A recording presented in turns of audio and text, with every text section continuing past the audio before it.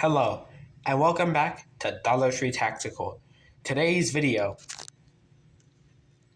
budget night vision. Now you may think, being rather intelligent, that there is zero possibility that getting into night vision could be cheap. Well, you're 100% right, this shit is very expensive. But you can at least try to experience it with digital. Yay! And the prime focus of today's video, unboxing this thing because it looked cool. Now when you get your NVG 10, whatever the name is, when you get it, it'll come in a box with this carry case. Alright. The unit wrapped in plastic. The mounting hardware. And the mount, which is inside this. So let's see what this all looks like unpackaged. Alright, this is better. This is everything you get. So you get your unit, you get your instruction manual, your mounting hardware, more instructions for the battery charger, your mount, a battery cap, and on your unit you get a lens cap, which is actually pretty nice that they included that. Now to get started for your unit, all you have to do, take your battery, put it in the battery hole, take your cap, screw it on there.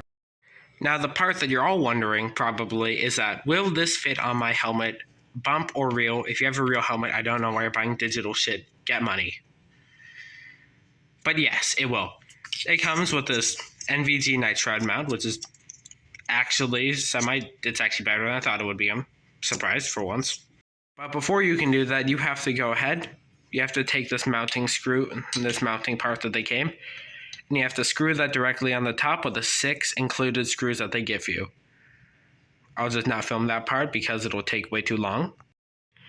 Actually, no, I was wrong. They include 7 screws in case your dumbass decides to lose one during this process. You probably will. The next part after you have this fully assembled is to mount it. First you need to do is take your mount, take the circle part, loosen it, and push it onto the tube. Now you should have something that looks like this, and is ready to be attached to your helmet. To attach it is pretty self-explanatory. On the inside of this is a foam tab, this piece, this little part, and this button that you press. All you need to do is take the button, press it, insert it into the shroud, and wait for it to click. Now, depending whether or not you had foam in your shroud will mess with how easy it will be to push in the mount. As for mine, I did have a decent amount of foam in here, so I did have to cut most of that out so it would fit. But now that I did, it's very tight, doesn't really jiggle, and it's overall pretty solid. Now it is time for the next option if you want cheap digital shit. Now, if you cannot afford this, which at the lowest price I could find was about $372 US, including tax and shipping, then something else you can maybe afford is something like this, which is, well, probably about half the fucking price. This shit was about $168. This is a Nightfox Cape. As you can see here, I've already gone ahead and used a NVG mount that they included, 3D printed a couple mounts, and bought a nice aluminum headpiece for my helmet. And this, well, shit, man, if you don't got a IR illuminator, yeah, it doesn't work. Got an IR illuminator, yeah, pretty decent. It's okay. But because it follows virtually the law of digital night vision, it's technically binocular with your lens right here, and the screen showing right here, but which shows for both eyes. Kind of like a PVS 7, but worse. Now, something else you can do if you don't have a 3D printer, or you do and you just really do not trust your prints, is you can go like this. You can go ahead, and you can make yourself a shitty paracord lanyard to hang from your helmet. I just had this shit laying around, put a shitty carabiner on here, taped up the end, and it holds pretty nicely. Now, because it's so pretty bright outside, I will have to wait until later, but I will compare the night capabilities of both of these units right against each other. Now, one last thing that I forgot to mention before I go into the comparison is that how you turn it on is you just hold down this big button and you use these two smaller buttons just like go through the modes. That's it. Alright, finally it's nighttime, it's time. So far, these are the most optimal conditions you could ever have. Right now, it's a clear night. We got a full moon. Here is the NVG 10.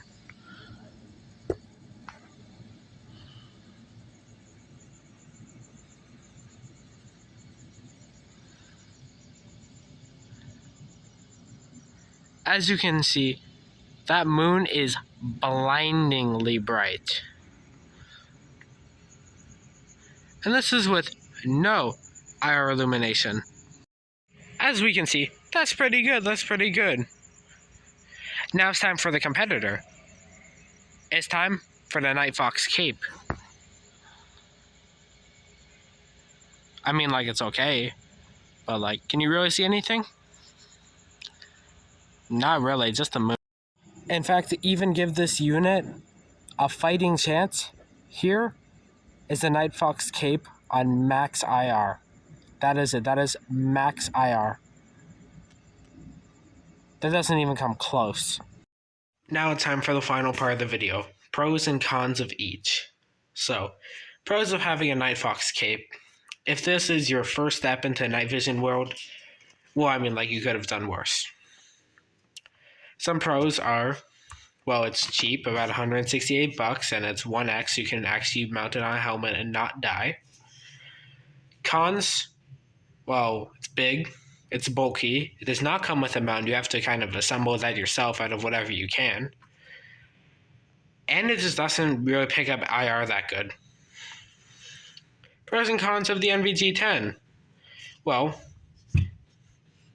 pro, as you can see from that footage, very good IR absorption for a digital camera. It comes with a mount, which is metal. It does come with an included rechargeable battery. This one uses AA's. It comes with an eye cup. That's actually pretty nice. But some cons are, A, you only get one battery.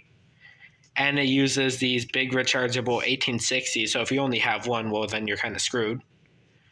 What else? Cons? I mean, it's heavy, although it's metal, which is added construction that still doesn't relieve the headache. It's a monocular, so you do get that one eye strain afterwards. And it's a lot harder to kind of use because while this one has simplified controls, this one does have one button per thing, which means you have to mess around with holding buttons, double tapping them, nothing. It's a lot. It's very simple.